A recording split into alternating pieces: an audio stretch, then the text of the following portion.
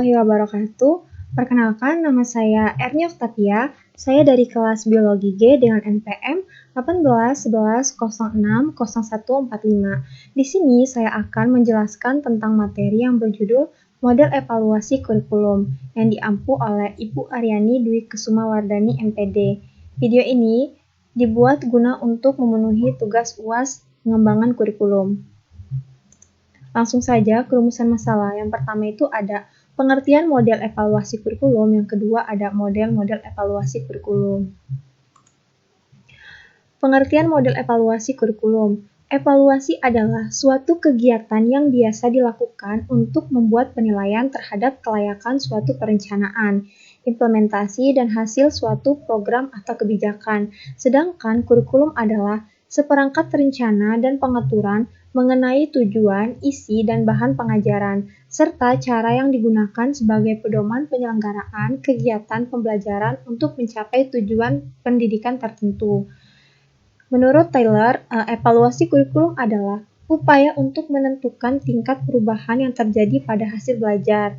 Jadi dapat disimpulkan bahwa model evaluasi kurikulum itu merupakan kerangka konseptual dan operasional yang digunakan untuk mengevaluasi perangkat, dokumen, buku, pelatihan, pendampingan, dan memonitoring kelancaran pelaksanaan pembelajaran.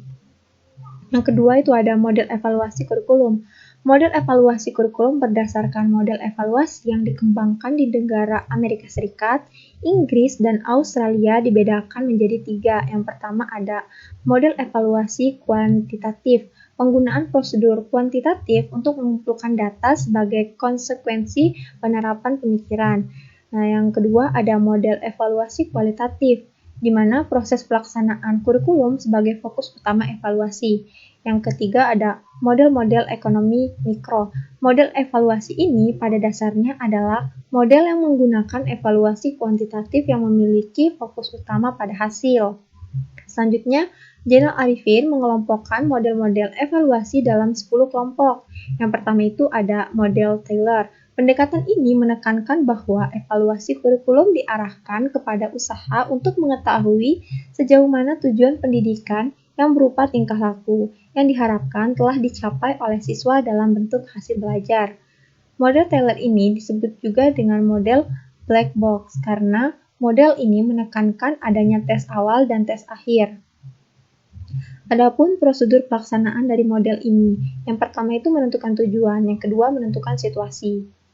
Selanjutnya model yang kedua yaitu model yang berorientasi pada tujuan. Model ini dianggap lebih praktis untuk mendesain dan mengembangkan suatu kurikulum karena menentukan hasil yang diinginkan dengan rumusan yang dapat diukur.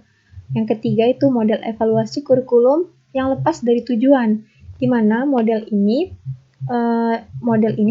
menurut pendapat Stephen, seorang evaluator tidak perlu memperhatikan apa yang menjadi tujuan pembelajaran. Yang perlu diperhatikan adalah bagaimana cara belajar atau cara kerjanya. Yang keempat, ada model CIPP, model CIPP. Model ini memandang bahwa kurikulum yang dievaluasi adalah sebuah sistem. Maka apabila evaluator telah menentukan untuk menggunakan model CIPP ini, maka evaluator harus menganalisis kurikulum tersebut berdasarkan model CIPP. Yang kelima yaitu model pengukuran.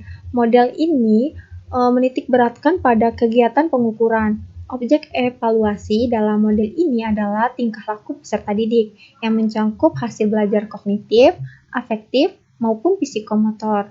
Yang keenam, model kesesuaian. Model ini memandang evaluasi sebagai suatu kegiatan untuk melihat kesesuaian antara tujuan dengan hasil belajar yang telah dicapai. Yang ketujuh itu ada model aktin. Model aktin, menurut aktin, model aktin ini evaluasi suatu proses untuk meyakinkan keputusan, mengumpulkan informasi, memilih informasi yang tepat, dan menganalisis informasi, sehingga dapat disusun laporan bagi pembuat keputusan dalam memilih beberapa alternatif. Selanjutnya yang ke-8 yaitu model iluminatif. Model ini menekankan pada evaluasi kualitatif terbuka. Tujuannya untuk menganalisis, melaksanakan sistem faktor-faktor yang mempengaruhinya, kelebihan dan kekurangan sistem, dan pengaruh sistem terhadap pengamatan belajar siswa. Yang ke-9 itu model studi kasus. Model ini berfokus kepada kegiatan kurikulum di sekolah, kelas, atau hanya kepada seorang kepala sekolah atau guru, tidak mempersonalkan pada pemilihan sampel. Hasil evaluasi ini hanya berlaku pada tempat evaluasi ini dilakukan. Data yang dikumpulkan terutama adalah data kualitatif. Yang ke-10, model responsif. Model ini menekankan pada pendekatan kualitatif naturalistik. Model ini kurang percaya terhadap hal-hal yang bersifat kuantitatif. Instrumen yang digunakan pada umumnya observasi langsung maupun observasi tidak langsung, dan interpretasi dasar.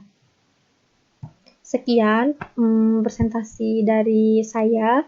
Kurang lebihnya saya mohon maaf.